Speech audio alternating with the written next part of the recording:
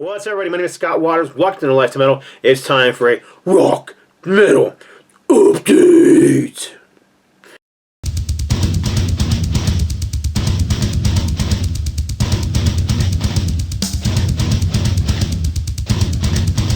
That's right, time for another rock and metal update. This one's going to be all cassettes. Picked up a new cassette deck recently. I've been working with a few labels who are doing cassettes, so I've been doing some artwork on cassettes. Therefore, I picked up a new deck so I could listen to stuff and hear test pressings and those kind of things. Anyhow, so I've been picking up tapes here and there. You can get cassettes fairly cheaply, you know. Used vinyl these days, you know, if anything you like, is going to be $20–25 for the, you know, common stuff.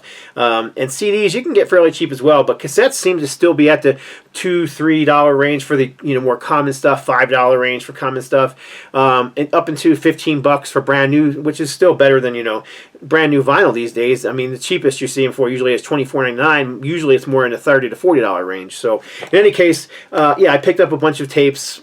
And I'm just going to get right into them real quick. So this is Mortification, Australian death metal. This is the U.S. pressing on Intense Records. This is the U.S. Cover as well. Post Momentary Affliction. This was basically their third full-length album. 1993, 94, somewhere in that area. I think it had to be 90. You see, their first album came out in 91, 92. So this was 93. Yeah. I played it already. It sounds fantastic. It's clean. It's in great shape. So glad to have that as part of my collection. I have it on vinyl. I have it on CD. I have multiple copies on vinyl and multiple copies on CD with different covers and different pressings and stuff. So this is a band I was not aware of. I picked this up in a bundle from a guy who was selling some thrash metal. So I knew of this band, so I grabbed it. Soothsayer, this Canadian band. This is, I believe, Have a Good Day or Have a Good Time. And I knew of this band, but had never heard of them. Kind of, got a bit of a crossover sound, a little bit of a punk ethic to it, but definitely thrash metal. Great release. Would love to find this one on vinyl now that I found it on cassette and enjoyed it so much. So, Soothsayer, Have a Good Time. U.S. Thrashers, Orgasm.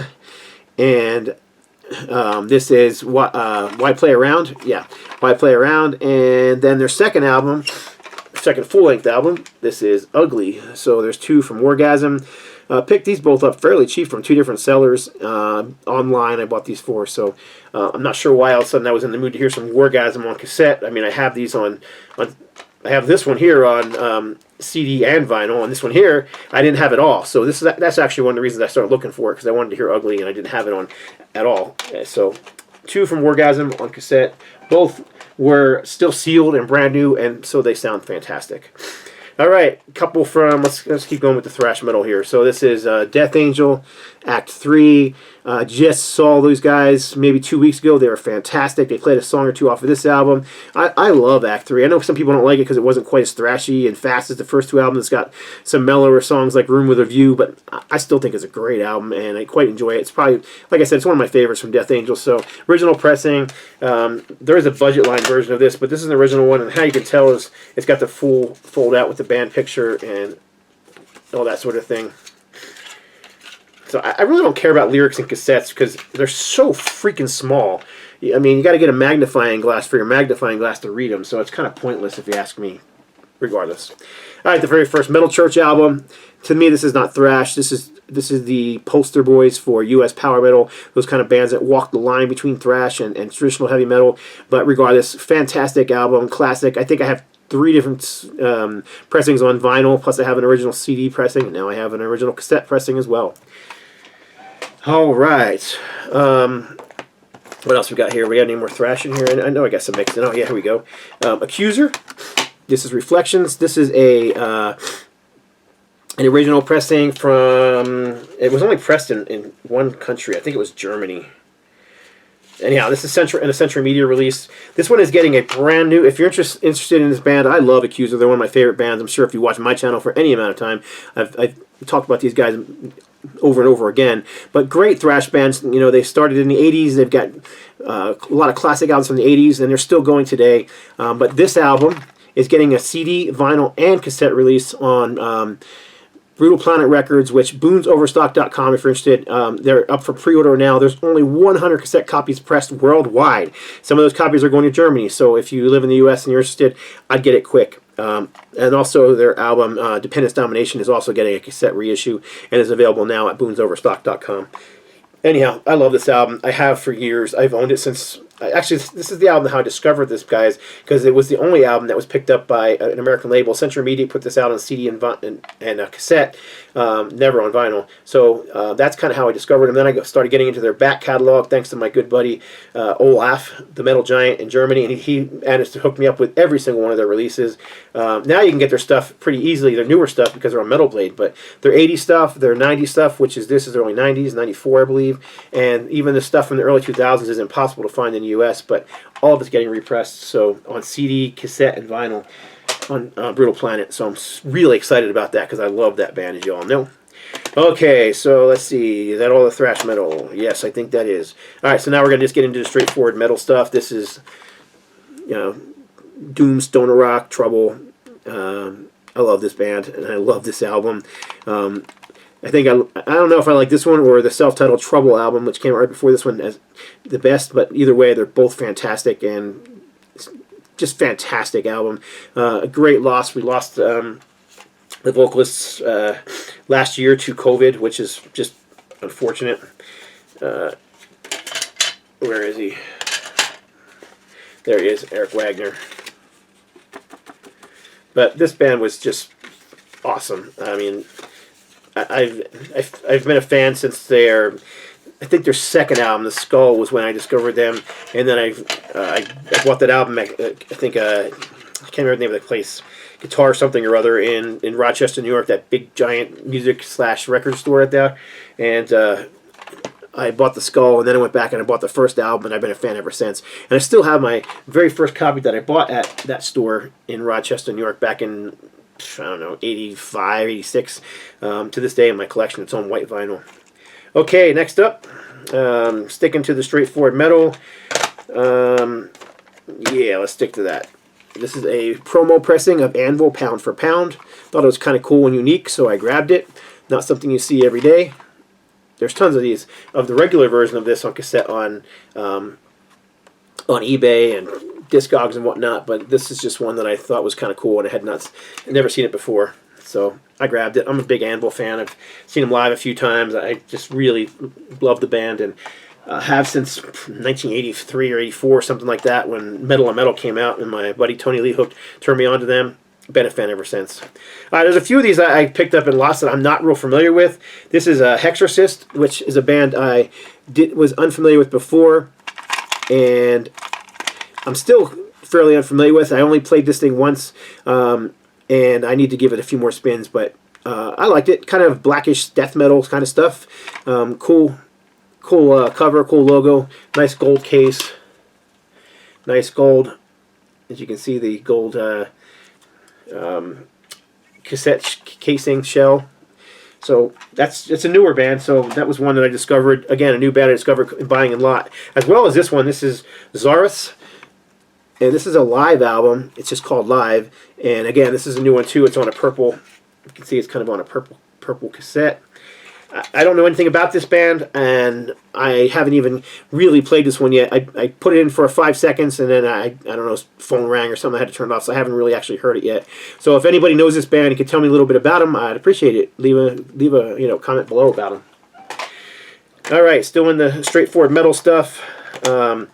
This is the first full-length album from TT Quick, one of my, just one of those bands I've loved since I was a kid. They were local heroes. TT Quick were playing the clubs around New Jersey, New York area when I was growing up in the 80s. This album came out. Personally, I thought it was, I still think it's a fantastic album. Saw the band on this tour with Hellstar opening up, and what a great album. Just straightforward, balls to the wall, heavy metal.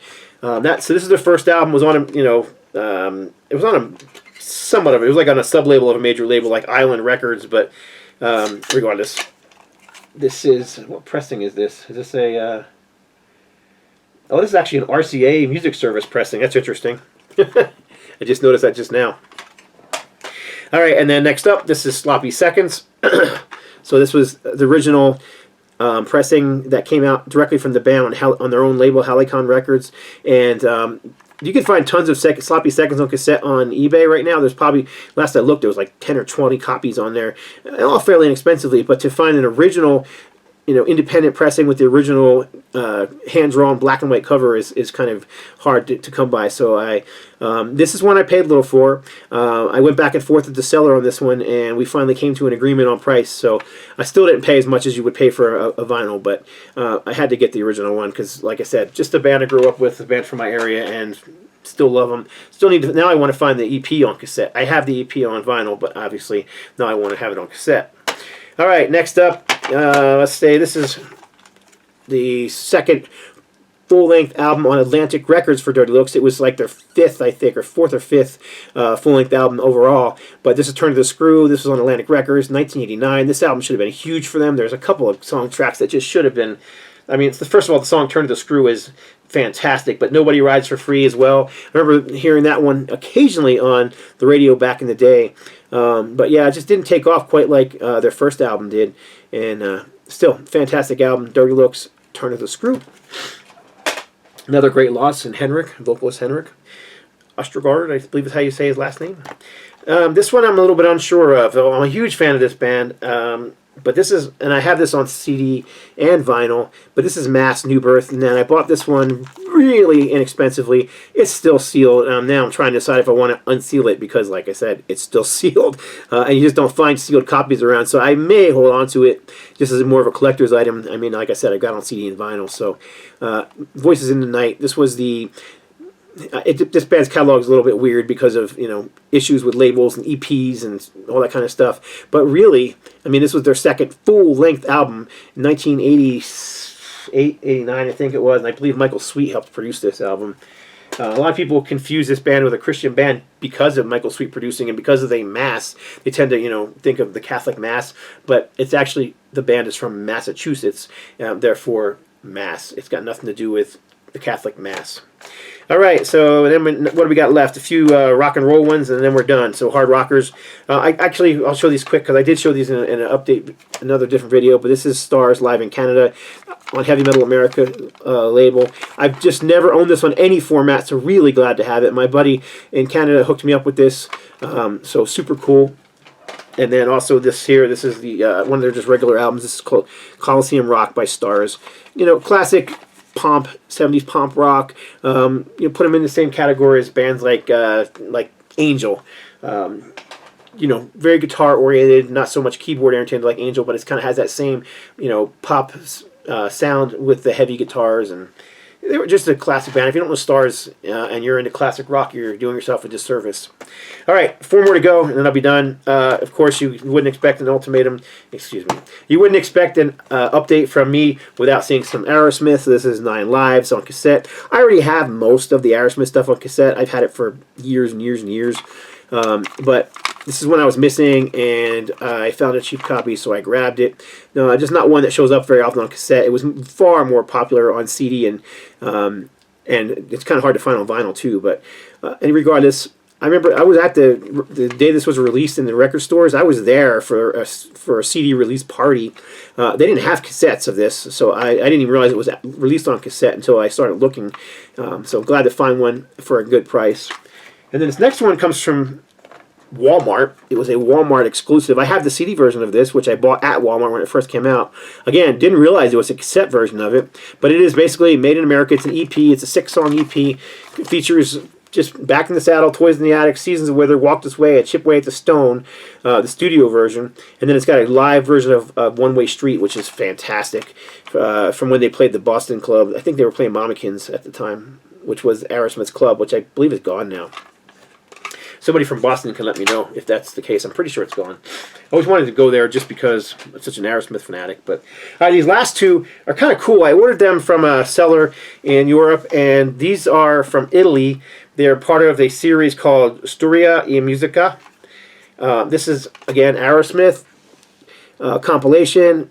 Oddly enough, it's got the Rock in a Hard Place lineup on there. You can see Jimmy Crespo, Rick Dufay in the picture, but there's nothing from that album on here. So you got Back in the Saddle, Draw the Line, Nobody's Fault, Kings and Queens, Dream On, Walk This Way, Toys in the Attic, Sweet Emotion, Same Old Song and Dance, and Paradise, and Pandora's Box. So this is not exactly like the Greatest Hits album. It's a pretty eclectic mix of songs. Really kind of a cool collection from Italy. And here's the black cassette with the yellow paper. glue. But it comes with this really cool little magazine, which I had no clue when I bought it that it did. The magazine came and I was like, oh, right on. Then I figured out there's a whole series of these that come with the magazines. And I ended up buying 2 at the same time, and I got both the booklets. Now I'm finding there's other ones that I want to pick up, like Blue Oyster Cult and Judas Priest and a few others that I'm going to need to find. But yeah, these are pretty cool. There's lots of cool photos in here. One of my favorite photos in this one is a photo from a Texas rock, Texas Jam Festival with, I know what song they're even playing here, because that's Ted Nugent on stage with Aerosmith, and they were playing Milk Cow Blues. And as far as I know, that was one of the few times that Ted Nugent ever shared a stage and played at the same time as Aerosmith. So, very cool collection from Italy. And then the last one, same series, Ted Nugent. Got a picture here of him in the 80s, but the set list, or the set list, I guess, is Cat Scratch Fever, Stranglehold, Wang Dang, Sweet Poontang, Stormtrooper, Baby Please Don't Go, Motor City Madhouse, Death by Misadventure, Paralyzed, and State of Shock. So it's all 70s stuff. And again, comes with the book with tons of photos. Of course, I can't read it. It's all in Italian. But still very cool. Like I said, lots of photos. And there's a bunch of, in the back of both of these, there's other bands and stuff too. So here's heavy metal. It's a story all about heavy metal. And look at some of the bands that they include. Boston, MC5, Iggy Pop. It's all about the history of heavy metal. Kiss. Alice Cooper. These days, people will fight you tooth, fang, and claw over what heavy metal is, and they'll, a lot of people don't even admit that heavy metal existed in the 70s. No less, that bands like Ted Nugent and Aerosmith and Kiss and Deep Purple and Black Sabbath were heavy metal. But I mean, I grew up in that era, and we called it heavy metal then, and I still call it heavy metal now. Regardless, but really cool. Like I said, I've just never seen these before. I never was even aware of them, so glad to find them. Now I want to see if I can find some more. The Blue Oyster Cult for sure, and any other ones that I can find. I need to look into this series some more. So there you go. That is my cassette update, rock and metal update. Appreciate y'all watching. Please leave a comment below, especially on the ones that I know nothing about, and let me know if you know any more about those these Italian series. If anybody knows more about them, I'd love to know some history about them. So there you go. That's it. Thanks for watching. God bless. Stay strong.